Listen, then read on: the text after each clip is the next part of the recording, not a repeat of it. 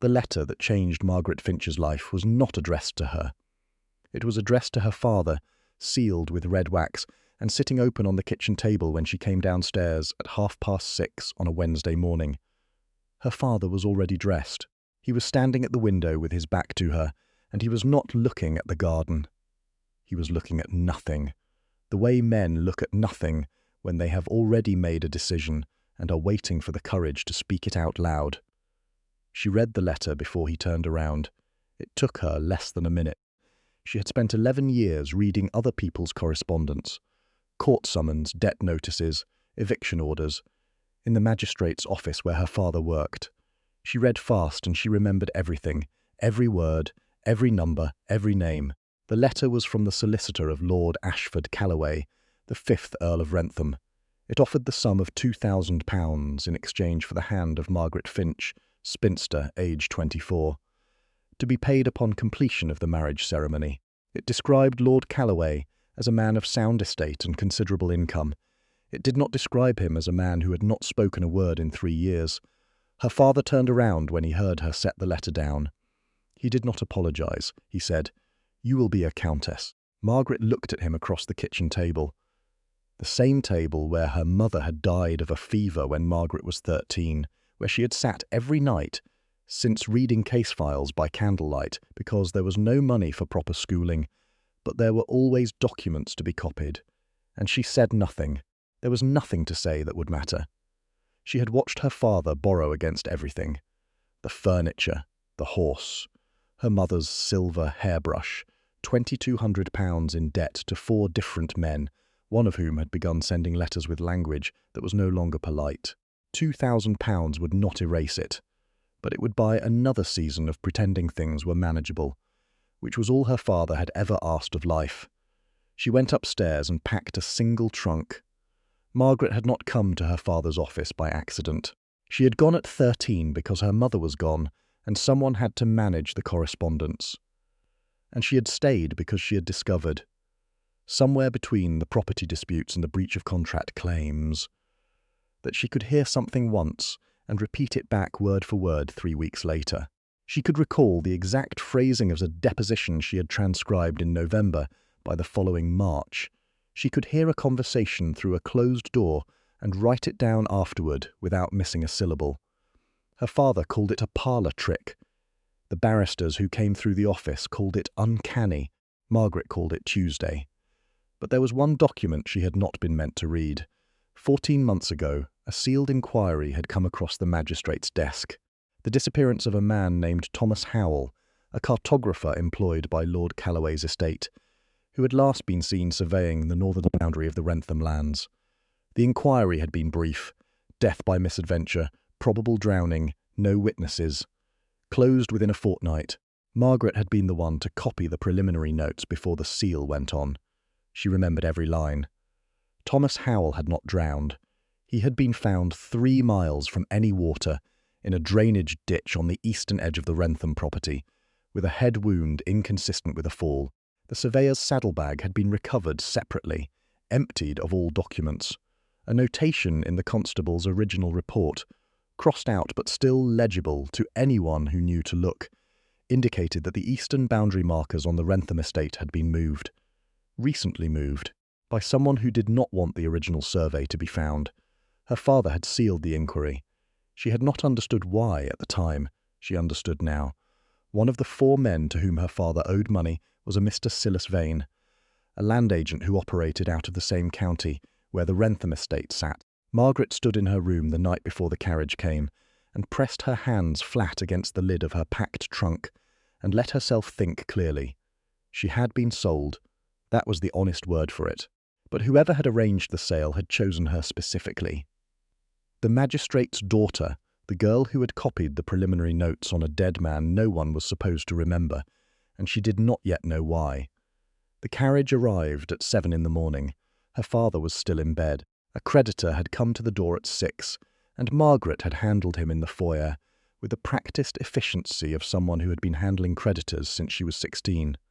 She gave him a date, showed him out, and locked the door. Then she lifted her trunk and walked to the carriage without looking back at the house. She had lived in it for 24 years. It did not feel like a loss. It felt like a door closing on a room she had already been slowly leaving. The road to Wrentham Hall was 4 hours through country that grew quieter and larger the further north they went. The farmland gave way to open moorland. The sky widened. By the time the carriage turned through a pair of iron gates and the house came into view, the clouds had dropped low, and the air smelled of peat and coming rain. Wrentham Hall was older than it looked, and larger than it needed to be. Pale limestone, 4 stories, with narrow windows and a front door framed by 2 stone columns that someone had carved foxes into, back in a century that had thought more of foxes. The grounds were well maintained. The gravel drive was even. The garden along the east wing was bare but orderly, the kind of bare that comes from intention rather than neglect. A man in a grey coat met her at the door, Miss Stanton, the house steward, bowing with the restrained precision of a man who had worked for titled families long enough to have bowed the expressiveness out of himself. Behind him, a young woman in a white cap curtsied quickly without meeting Margaret's eyes. "Miss Finch," Mr. Stanton said. "His lordship will receive you in the drawing-room." Margaret followed the young woman. "Clara," she whispered her name when they were out of Mr. Stanton's earshot, through a hall lined with maps. Not paintings, maps. Framed surveys and land charts and county outlines covered every wall from floor to ceiling, some of them very old, their paper gone amber at the edges. Margaret read 3 of them as she passed, out of habit. The drawing-room door was ajar. Clara stopped outside it and stepped back. Margaret pushed it open. He was standing at the far end of the room, beside a window that looked out over the bare garden. Lord Ashford Calloway, the Earl of Wrentham, was tall, broad across the shoulders, and dark-haired, with the kind of stillness that is not calm but its opposite, a stillness that comes from holding something in check. He was perhaps 30, perhaps a year or 2 more, with a face that would have been handsome if it were not so completely closed. He did not turn when she entered. She had been told he did not speak. What she had not been told was how the room would feel around him. The 2 footmen by the sideboard were standing with their chins slightly raised, the particular posture of people who have been taught to show nothing and have practiced it so long they have forgotten what showing something felt like. The fire was burning, everything was correct, and the silence was the specific kind that exists when a great deal of noise has been deliberately removed. Margaret walked to the centre of the room and stopped. Lord Calloway turned. He looked at her with grey eyes that were direct and entirely, completely still. He did not reach for her hand. He did not bow. He held her gaze for exactly 3 seconds, then looked past her to Mr. Stanton, who had followed them in, and he made a single gesture with his right hand. 2 fingers extended, a small outward movement. Mr. Stanton interpreted without pause. "His lordship says, 'The ceremony is at 2 o'clock. The vicar is in the chapel.'" Margaret looked at Lord Calloway. Lord Calloway looked at the middle distance, patient as stone. She curtsied to a man who gave no indication it registered. The chapel was cold and half the size of the drawing-room, smelling of tallow and old stone. A woman sat in the front pew, Lord Calloway's aunt, Lady Frances Hargrove, small and upright in black wool, with white hair and eyes the particular shade of grey that seems designed for assessing people. She looked at Margaret the way a customs officer looks at a trunk coming off a ship, routine, thorough, and without expectation of finding anything interesting. Margaret met her eyes and did not look away. The vicar read the words. Lord Calloway stood beside her and gave the required responses through Mr. Stanton, who stood to his right and spoke for him in a low, clear voice that made the whole arrangement feel like watching a man play 2 instruments at once. When the ring came, when Lord Calloway's hand found hers, steady and certain, and the ring slid into place with a precision that required no fumbling, no adjustment, no searching. Margaret tucked the observation away in the part of her mind where she kept the things that did not add up yet. A deaf man would not have known when to reach for her hand. She filed it behind everything else. The ceremony ended. She was the Countess of Wrentham. The title sat in her chest like a stone she had not agreed to carry, but was carrying regardless. Her rooms were in the east wing. Beautiful, absurdly so. A fire already laid, flowers in a green vase on the writing desk, a shelf of books arranged with the quiet deliberateness of someone who had thought about what a woman might want to read and had made an effort. Clara pointed out the bell pull and the wardrobe and the second door that led to a small private sitting room, and then she curtsied and asked if there was anything Margaret needed. Margaret was looking at the flowers. "What happened to Lord Calloway's voice?" she asked. Clara's hands went still against her apron. She glanced at the door, still open a crack onto the corridor. Her voice dropped to something just above breath. "We don't speak of it, my lady." The door closed. Margaret stood in the room that was hers by law and not yet by anything else, and she pressed her hands together until the sensation in her palms was the only thing she could feel, and she breathed. Dinner was a formal silence. The table was long, the candles were lit, and Lord Calloway sat at one end while Margaret sat at the other, and the footman moved between them like chess pieces on a board where no one was playing.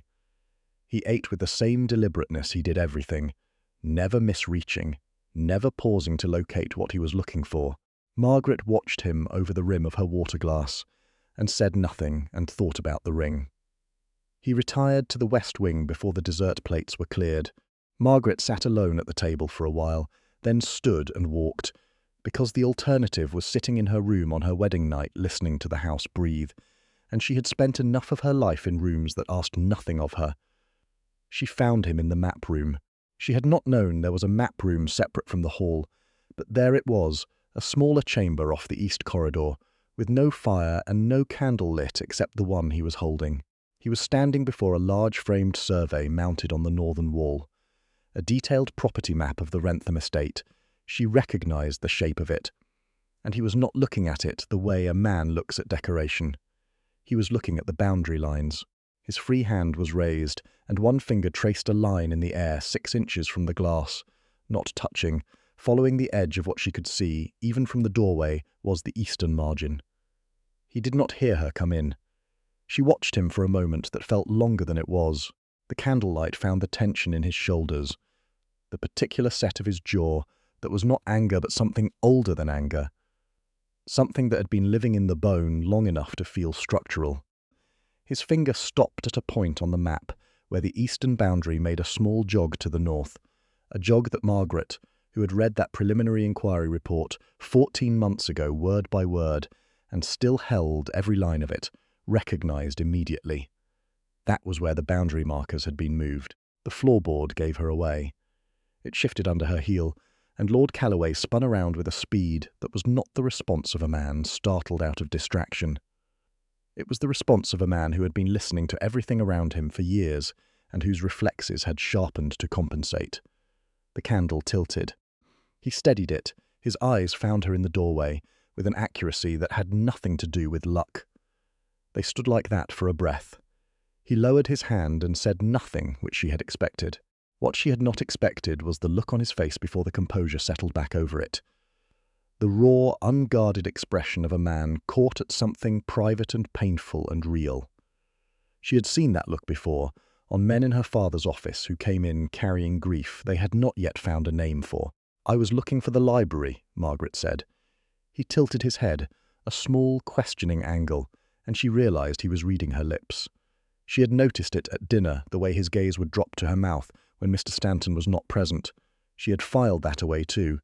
She repeated, slowly and clearly, "The library. I wanted a book." His expression shifted. He looked at the map. He looked at her. Then he crossed to the door, paused beside her, and turned left into the corridor. He walked slowly enough that it was not difficult to follow. The library was 2 rooms down, fire-banked low, smelling of old paper and beeswax.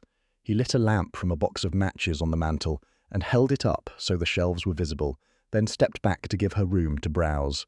Margaret walked to the nearest shelf and ran her finger along the spines, then stopped. She pulled out a leather-bound surveying manual, its pages swollen from age. She turned to him and held it up. He looked at the book. He looked at her.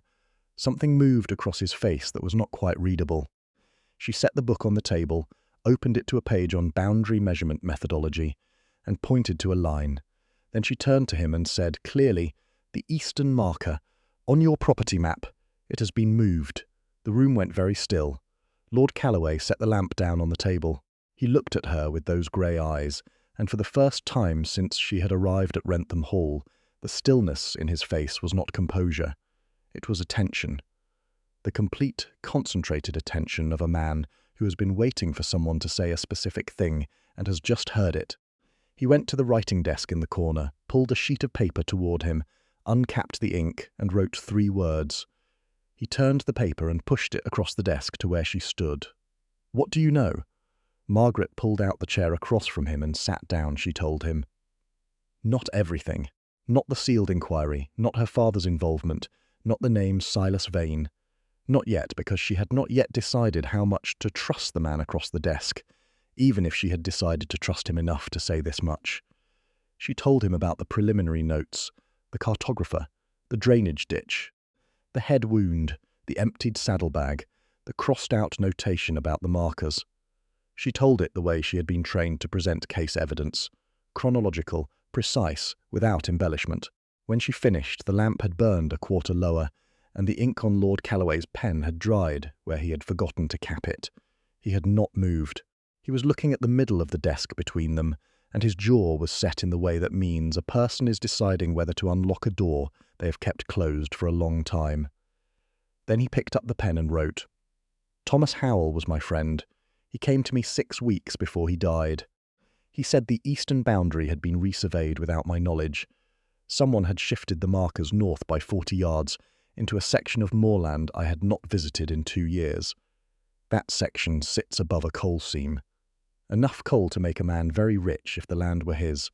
He turned the paper. He wrote again. He said he had the original survey documents. He said he was going to give them to the magistrate. 2 weeks later he was dead, and the documents were gone. Margaret read the words twice. Then she looked up at him. "And you lost your voice," she said. He held her gaze. He wrote 1 line. "The same night Thomas died, someone put something in my wine at a dinner at the Vane house. I woke up the next morning and I could not speak. I have not spoken since. The room was quiet. The fire ticked."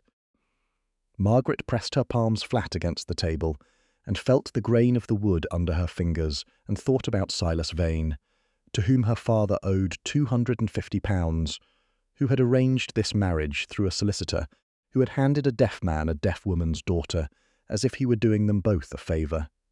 "He thinks you cannot testify," she said. "He thinks a man who cannot speak cannot stand up in court and say what he knows." Lord Calloway's eyes did not leave her face. "He is wrong," Margaret said. "I can speak for you. I have a memory like a court record. Everything I read in that preliminary inquiry is still in my head, word for word. I can reproduce it verbatim, and I have been transcribing legal documents for 11 years. I know what evidence looks like, and I know what it takes to make it hold." He was very still. She continued, "But I need to know who else knew about the coal seam. I need to know who moved the markers, who gave the order, and how much of this Silas Vane did himself versus how much he directed through agents. That is going to require access to documents I do not currently have." He turned to a fresh sheet of paper. "My solicitor in London. His name is Mr. Beaumont. I have been trying to reach him for 4 months. Letters sent to the Wrentham address go missing before they leave the county." "Then we don't send them from here," Margaret said. She reached across the desk and turned the inkwell to face her. She wrote her sister's address in Edinburgh on the corner of the paper. Her sister, Agnes, married to a wool merchant who had a perfectly ordinary name and a perfectly ordinary letterhead and no connection to the Wrentham estate or Silas Vane or anything else that might give a male intercept reason to pause. Send it through her. Lord Calloway read the address. He looked at her. He wrote 1 word. "Why?" Margaret looked at the question for a moment. "Because someone went to the trouble of selecting the magistrate's daughter," she said. "The one who copied the preliminary inquiry, the one with the memory. They bought me to silence me, to make me your wife and keep me in this house where I cannot talk to anyone who matters. Or they thought that was what they were doing." She set the pen down. "I intend to show them the difference." He looked at her for a long time without writing anything. Then he put the pen down on his side of the desk, and she understood that the conversation was over for tonight. Not because he was finished, but because he needed to sit with it. She stood, took the surveying manual, and excused herself. In her room, she sat at the writing desk until the candle guttered and wrote from memory the entire text of the preliminary inquiry notes she had copied 14 months ago. Every name, every measurement, every word of the crossed-out notation about the boundary markers. She wrote it twice, folded one copy small enough to fit in a letter, and sealed it with ordinary red wax from the desk drawer. She lay awake for an hour after that, looking at the ceiling, listening to the house settle around her, and thinking about a man who had chosen to lose his voice rather than give the man who took it the satisfaction of knowing he had won. The weeks that followed were nothing like what she had expected a marriage to be, and exactly what she suspected it needed to be. By day, the household moved in its established rhythms. Mr. Stanton managed the estate operations. Clara attended Margaret. Lord Calloway, Ashford, she began to think of him privately, though she did not yet say it aloud, moved through the house with the contained efficiency of someone who had rearranged his world to work without one of its usual instruments, and had done so thoroughly enough that the rearrangement was no longer visible to people who hadn't known him before. In the evenings, after the staff had retired, the map room became theirs. He would already be there when she arrived, documents spread across the central table. Estate ledgers, correspondence, survey records going back 30 years. She would sit across from him, and they would work. She read documents aloud for her own benefit, narrating as she went, and he watched her mouth and read what she said and responded on paper. She learned the particular tilt of his head that meant he was following something complicated, the way his eyes sharpened when she found something that mattered, the way he would tap the table once with 2 fingers, a small economical gesture, when she needed to pause and let him write. She had grown up in a house of closed-off men. Her father had spoken plenty, but said almost nothing. This man spoke nothing but said a great deal, and the adjustment was stranger than she expected, and not unpleasant. On the 3rd evening, the letter from Mr. Beaumont arrived through Agnes in Edinburgh. Margaret opened it and read it aloud in full, and by the time she reached the 4th paragraph, Ashford had gone very still, Mr. Beaumont had discovered that a transfer of title had been filed with the county registry, a transfer of a narrow strip of the Wrentham Eastern moorland to a holding company incorporated in Halifax. The transfer bore Lord Calloway's signature. The filing date was 13 months ago. Lord Calloway had been in London on that date, as Mr. Beaumont could confirm, attending a parliamentary hearing. Margaret looked up from the letter. Ashford was already writing. I never signed it. She looked at the described signature on the copied document Mr. Beaumont had enclosed. She looked at it for a long time, angling it toward the lamp. Then she reached into the desk drawer and found 2 letters she had seen Ashford sign in the previous week. Estate correspondence she had been helping to draft. The K in Calloway, she said. You make the top stroke first. This signature makes the lower stroke first. She set the documents side by side. The O is open at the top in your hand. This one closes. She looked at him. I have read enough forged documents to know. Someone has been practicing your name. Ashford's eyes were on the 2 pages. Then they lifted to her. She thought of something. A specific thing. A name she had seen in the preliminary inquiry notes, buried in the list of witnesses interviewed. A list she had memorized without knowing why it mattered, the way she memorized everything. There was a clerk listed in the preliminary notes, she said. A man who had worked in the county registrar's office. He was interviewed as a peripheral witness and cleared. His name was Aldrich Penn. Ashford wrote immediately. Penn left the registrar's office 8 months ago. He works now for Silas Vane. The implications of that landed between them without needing to be spoken. Vane had a man inside the registrar's office who could file documents. He had a forged signature. He had a sealed inquiry that kept Thomas Howell's death officially accidental. And he had the man who knew the truth locked in his own house, voiceless, with a wife selected specifically because her father was in Vane's debt, and her marriage to a deaf lord could be framed as charity on everyone's part. Margaret set down the letter. He is going to try to finalize the title transfer, she said. As long as your signature can be forged, and you cannot stand up in court and dispute it, he can keep filing. At some point he will have enough paperwork in enough places that challenging it will take years. Ashford nodded. He wrote, The Northern Counties Law Society annual meeting is in 6 weeks. Every solicitor and barrister of consequence in the province will attend. Vane will be there. He sits on the organisation's advisory board. Then so will we, Margaret said. What followed was the architecture of a trap. Mr. Beaumont was brought up from London, travelling through Edinburgh first, a minor inconvenience that Margaret arranged through Agnes, keeping the correspondence off any route Vane's people monitored.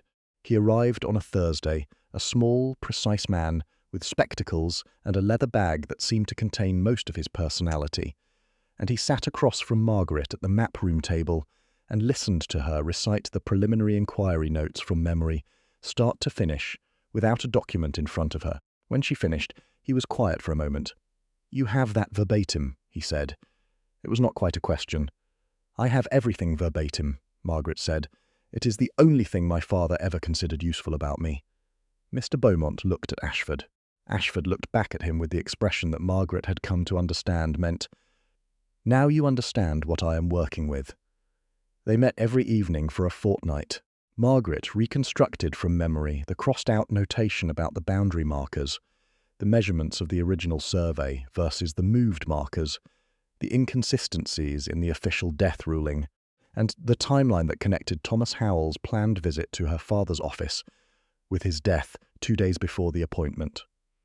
She wrote it all in her own hand, formal and clear, the way she had written hundreds of deposition summaries in the Thornbury magistrate's office. Mr. Beaumont reviewed each page with the concentration of a man diffusing something. He asked questions. She answered them. Ashford sat across the table and watched her work, and she noticed that he had stopped looking at her the way you look at someone you are observing. He was looking at her the way you look at someone you are with. The distinction was small, and she noticed it anyway, the way she noticed everything. One evening in the 3rd week, a lamp burned out while they were still reading a set of land registry documents that Beaumont had obtained through a colleague in Halifax. Margaret reached across Ashford to slide the documents closer to the remaining light, and her arm brushed his, and he did not move. She was aware of the warmth of his sleeve against her wrist, and the fact that neither of them adjusted, and the fact that they both kept reading the same column of figures for rather longer than the column required. He lit a new lamp. When he came back, he sat where he had been sitting, which was closer to her than where he had been sitting 2 weeks ago. And it had happened so gradually that she could not have said when it started, only that it had. Lady Frances, who was the kind of woman who notices what other people are not saying, had noticed all of it from the beginning. She occupied the south parlour most mornings, embroidering with the focused efficiency of someone for whom needlework was simply thinking with her hands. She watched Margaret return from the map room at 10:30 at night. She watched Ashford's eyes track the doorway when Margaret had not yet entered a room. She watched Margaret argue with Mr. Beaumont over the weight of circumstantial evidence versus direct testimony with the specificity and stamina of a woman who had been doing exactly this for her entire adult life, and was only now in a room where it was valued. She stopped Margaret in the corridor one afternoon, 2 weeks before the Law Society meeting. "You are not what I expected," Lady Frances said. "What did you expect? Someone grateful to be here, someone afraid of him."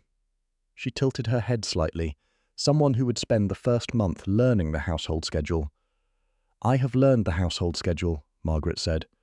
Lady Frances almost smiled. "You have also identified a forged signature, reconstructed a suppressed inquiry report, established contact with a London solicitor through an untraceable route, and corrected 2 errors in the county surveyor's boundary measurements from memory." She looked at Margaret with those flat, assessing grey eyes. "2 weeks ago I heard Ashford laugh. It came through the map room door. I have not heard him laugh in 3 years. She walked away before Margaret could reply, her heels quiet and precise on the stone floor. Margaret stood in the corridor for a moment with her hand pressed against the wall and let herself feel the thing she had been carefully not feeling for the past 2 weeks. Because she had too much to do, and feeling things was an occupation she could not afford to be distracted by. Then she went back to work. The night before the Law Society meeting, she could not sleep. She lay in the dark and ran through everything she knew, which was the same as running through everything she had memorized, which was the same as running through every document she had read and every figure she had checked, and every name she had cross-referenced across multiple sources, until the cross-references held. It held. She was certain of it. The knock came at 11:30. 2 quiet taps, deliberate and unhurried. She opened the door. Ashford stood in the corridor without a cane. He did not use one, but sometimes in the evenings, when the house was fully staffed, he carried one as a prop, a habit from the early weeks after his voice went, when he was still constructing the public version of himself.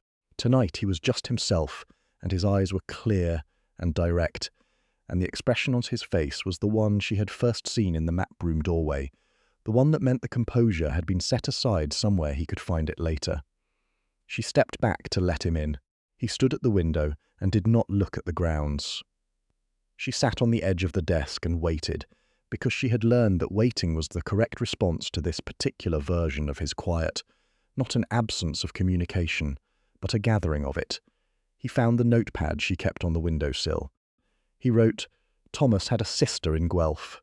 She does not know what happened to him. She knows only that he drowned." Margaret looked at the words. "After this is done, I would like to tell her the truth. I would like her to know he did not drown. I would like her to know that he found what he was looking for and that he went to report it because he thought it was the right thing to do. He was 26. He had just bought a horse. He stopped writing." His hand rested on the page. Margaret looked at the last line. He had just bought a horse, and felt it in her sternum the way she felt the things that mattered. "We will tell her," she said. "Together, if you want." He looked at her. He wrote one more line. "He would have liked you." Margaret looked at that for a moment. Then she took the pen from him and wrote beneath it, "I think I would have liked him too." She set the pen down. He was standing close enough that she could have put her hand on his arm, and she was aware of this as an option in the way that you are aware of a door when you are standing in front of it. She thought of 14 months ago, copying a preliminary inquiry in her father's office, memorizing numbers she had not known would matter. She thought of the carriage ride north and the maps on the hall wall and the ring placed on her finger with impossible precision. She thought of the lamp running out on a column of land registry figures, and neither of them moving. She put her hand on his arm. He did not look at it. He looked at her.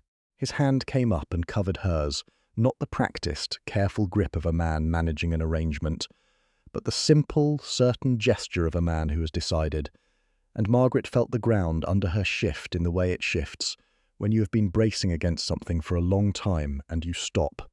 "Tomorrow," she said. He nodded. "We're ready," she said. He squeezed her hand once, then he went. The Northern Counties Law Society annual meeting was held at the Howich Assembly Rooms, a wide, high-ceilinged building in the centre of town that smelled of beeswax and coal smoke, and the particular anxiety of men in expensive coats who had something to prove. 300 people circulated beneath brass chandeliers. Every solicitor and barrister and magistrate of significance in the northern counties was present, plus their wives and their business partners and their business partners' wives. Silas Vane was near the centre of the room when Margaret and Ashford arrived. He was thick-necked and prosperous-looking, with the easy confidence of a man who controls more than he appears to. And he was speaking to a judge of the county circuit, who was listening with the polite attentiveness of a man who owes money. He saw them come in. Margaret watched his eyes move to Ashford and hold for a fraction of a second longer than natural. Then he smiled. He came toward them with his hand already extended. "Lord Calloway," he said. "What a pleasure. And Lady Calloway." He turned to Margaret with a smile that did not touch anything above his cheekbones. "I hope you are settling into Wrentham thoroughly," Margaret said. He turned back to Ashford and spoke loudly, with the slightly exaggerated enunciation of a man who has decided that a deaf person requires performance. "Wonderful to see you out in society again, my lord. We had begun to worry." Ashford looked at him. His expression was perfectly courteous and entirely uninformative, and he made no response, which Vane clearly interpreted as confirmation of everything he believed. The Earl was helpless, the marriage was a management arrangement, and tonight was a formality. Vane had done one thing earlier in the week that he believed was clever. He had, through a third party, raised the question of Ashford's legal competency at the county registrar's office, a quiet, informal suggestion that a man who could neither speak nor hear might benefit from the appointment of a trustee to oversee his estate affairs. He had recommended himself for the role. The suggestion was working its way through channels. If it arrived at the right desk without challenge, Silas Vane would have legal authority over the Wrentham estate inside 30 days. Margaret had found out about it through Mr. Beaumont, who had found out about it through a clerk in the registrar's office, who was not Aldrich Penn, and who had opinions about what was happening to his institution. Vane began to move away. He had done what he came to do: establish his ease, demonstrate his connection to the circuit judge, let the Earl of Wrentham see him comfortable in rooms he considered his. Margaret said clearly, and at carrying volume, "Mr. Vane, a moment." The room did not stop, but the conversations nearest them thinned. Vane turned back with the smile still in place. Margaret said, "On the 17th of March, 14 months ago, a preliminary inquiry was opened by the Thornbury Magistrate's Office into the death of Mr. Thomas Howell, cartographer, employed by the Wrentham estate. The inquiry was sealed and ruled death by misadventure. I was the clerk who transcribed the preliminary notes." She held his gaze without adjustment. "I remember every word." The smile remained. His eyes had changed behind it. She continued, "The original notes recorded a head wound inconsistent with drowning. They recorded the recovery of an emptied saddlebag containing no survey documents. They recorded, in a notation subsequently crossed out but still legible, that the eastern boundary markers on the Wrentham property had been recently repositioned, 40 yards north, into a section of moorland above a documented coal seam." The circuit judge had stopped talking. The solicitor beside him had turned. "The title transfer filed with the county registry 13 months ago," Margaret said, "bears Lord Calloway's signature. I have compared it against 7 authenticated samples of his lordship's handwriting. The K formation is inverted. The O is closed. The signature was written by someone who had practiced it, but not long enough." She paused one beat.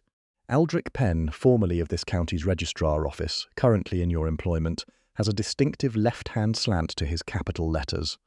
The forged signature shares that slant." The room around them was quiet now in a radius that kept growing. Vane's smile was gone. He said, "This is a deaf man's wife repeating invented accusations because her father's debts have made her desperate." "My father's debts," Margaret said, "are owed partly to you. I am aware of that. I am also aware that the mechanism by which this marriage was arranged ran through your solicitor, who approached my father with an arrangement that relieved immediate pressure on his accounts. You selected me. I would like you to understand that I am aware of that, and that I do not consider it the disadvantage you intended it to be." She reached into the bag she carried and produced a document, the handwritten reconstruction she had produced from memory, signed and witnessed by Mr. Beaumont, accompanied by his sworn statement as to the conditions under which it was produced. "This is a sworn reconstruction of the sealed preliminary inquiry notes, produced from memory by a witness who transcribed the original. Mr. Beaumont of Lincoln's Inn has verified its evidentiary standing." She held it out to the circuit judge, who was no longer pretending to be elsewhere. "It is accompanied by a comparison of signature samples, a timeline of the eastern boundary repositioning relative to the coal seam survey, and a record of the mail interceptions that prevented Lord Calloway from contacting his solicitor for 4 months. The judge took the document. He did not look at Vane. Vane took a step backward. He said something. Margaret did not catch all of it. Something about lawyers and proper procedure and slander, but the room had already shifted. The circuit judge was reading. 3 solicitors she recognised from court filings had moved closer. Lady Frances, who had arrived 20 minutes before them, and positioned herself near the front of the room with a glass of wine, and the expression of a woman watching a very satisfying conclusion to a long book, set her glass down. Ashford stepped forward. He had been standing slightly behind Margaret's left shoulder since they entered, and she had been aware of him there, the entire time, the way you are aware of a wall you are leaning against. Now he moved to stand beside her, and he looked at Silas Vane, and his face was the face she had seen in the map room on their first night, with one difference. The grief was not the thing at the front of it. The thing at the front was clarity, the particular, irreversible clarity of a man who has been waiting a long time to be in a room with the right person and a sufficient number of witnesses. He reached into his coat pocket. He produced a folded letter, already opened. He held it out to Vane. Mr. Stanton, standing at Ashford's shoulder, read it aloud for the room. This letter, from Lord Calloway's physician, attests that his lordship's condition resulted from acute chemical injury to the laryngeal nerves, consistent with a toxic compound introduced via ingested liquid. The compound and the method of introduction are consistent with substances known to be available through the chemical trade in which Mr. Vane's second business interest operates. Vane's hand went out behind him and found a chair. He did not sit, he gripped it. Margaret said quietly for the last time. Mr. Beaumont is in the east vestibule with 2 officers from the county constabulary.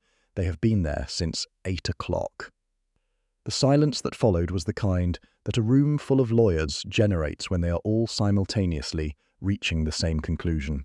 Silas Vane was escorted from the Harwich Assembly Rooms at 9:15 in the evening. He did not speak. He walked between the 2 officers with the rigid posture of a man who has spent his life in rooms like this one and knows exactly what the walk to the door means. Aldrich Penn was taken from his lodgings the following morning. The consequences arrived in order over the following weeks, each one documented and public. The forged title transfer was struck from the registry. The sealed inquiry into Thomas Howell's death was reopened, this time without Gerald Finch as magistrate, who was removed from the bench and invited to retire to a cottage in Prince Edward County. The coal seam under the eastern moorland was formally recorded in the Wrentham estate inventory. Thomas Howell's sister, Eleanor, who lived in Guelph with a husband who was a schoolteacher, received a letter written in Ashford's hand and Margaret's voice, and a formal statement from Mr. Beaumont's office, and a visit 2 months later from the Earl and Countess of Wrentham, who sat in her kitchen and told her everything that had happened and everything her brother had done, and why it had mattered. Eleanor served them tea and did not speak for a long time after. Then she said, "He wrote to me the week before he died. He said he'd found something important. He said he was going to give it to the right people." She looked at her hands. "I did not know who the right people were until now." Ashford wrote on the notepad he carried. He turned it so Eleanor could read it. He found them. The drive back to Wrentham Hall that evening was quiet in the way of 2 people who have done something that required everything they had and are now sitting in the particular stillness that follows. The carriage was dark, except for the lamp swinging on its hook. The road north unspooled beneath them. Ashford was looking out the window. Margaret was watching his reflection in the glass. After a while, he turned. He found his notepad in the dark, uncapped the pen, and held it. He wrote something, then held it toward her. She angled it toward the lamplight. "I should like to ask you something." She looked at him. She said, "Ask." He wrote, "I brought you here because I needed you. I am asking now because I want you. Not for Thomas, not for justice, not for any of the reasons this started." A pause in the writing, visible in the different pressure of the next line. "For me. If you would consider staying for me." Margaret looked at the words. She looked at him. She thought of the ring placed on her finger in a cold chapel by a man who could hear perfectly well, and had chosen not to pretend otherwise when she was the only one there to see it. She thought of the map room, and the lamp burning low, and the shoulder warm against hers. She thought of he had just bought a horse, written in the margin of a notepad at 11:30 on the night before everything, and the weight of a person who holds grief that carefully and still has room to carry someone else's. She took the notepad from him and wrote underneath his words, "You have been asking me since the first night. I have been answering since the first night. You simply did not hear me." She handed it back. He read it. And the thing that moved across his face was not the composure she had learned to recognize, or the stillness behind it, or even the rawer thing beneath that. It was simpler than any of those. It was just him. It was just his face, in lamplight on a road going north. He took her hand. She let him. Wrentham Hall a year later was the same house in the way that a river is the same river. The stones were the same. The water was entirely different. The east wing and the west wing had stopped being separate territories.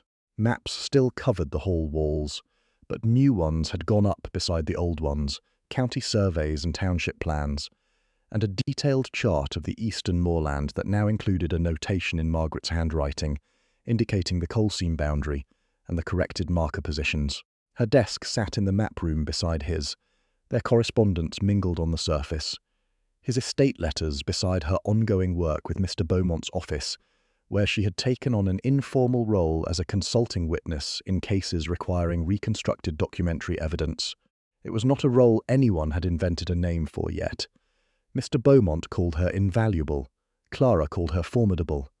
Lady Frances, who came for dinner every Thursday and brought strong opinions about everything, called her long overdue.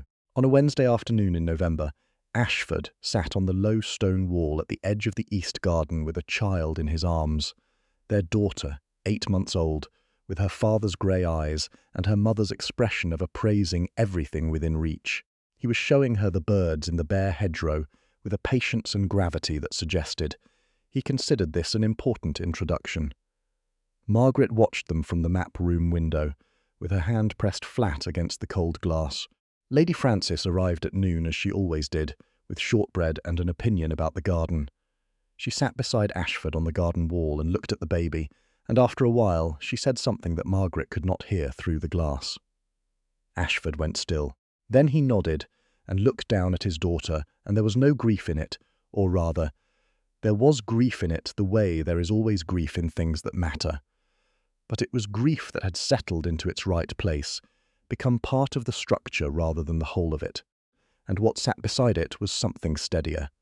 A letter came from Mr. Beaumont that afternoon. Margaret opened it at her desk. The trial date for Silas Vane had been set. The Crown would require her testimony. Mr. Beaumont expected it to be straightforward, given the documentary reconstruction, but her presence in court would be required in person. He had enclosed a secondary note marked for your attention only. She read it twice. During the preparation of exhibits, a second set of communications had been found. Letters between Vane and a correspondent whose name did not appear, referenced only by an initial. The correspondent had been aware of Thomas Howell's survey findings before Vane moved the boundary markers, before Thomas was sent to report to the magistrate. Before anything, someone had told Vane what Thomas had found. Someone who had access to the estate records and the survey documents and the communications of the Wrentham house. Someone who was not Aldrich Penn. Margaret set the letter on the desk.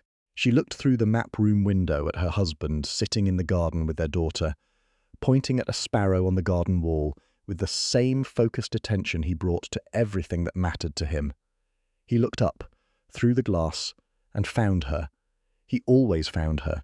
She had stopped finding that remarkable and started finding it simply true, which she understood was its own kind of remarkable. She picked up her pen. There was more work to do. If you want to find out who the second correspondent was, and what they knew before it all began. This story is not finished yet.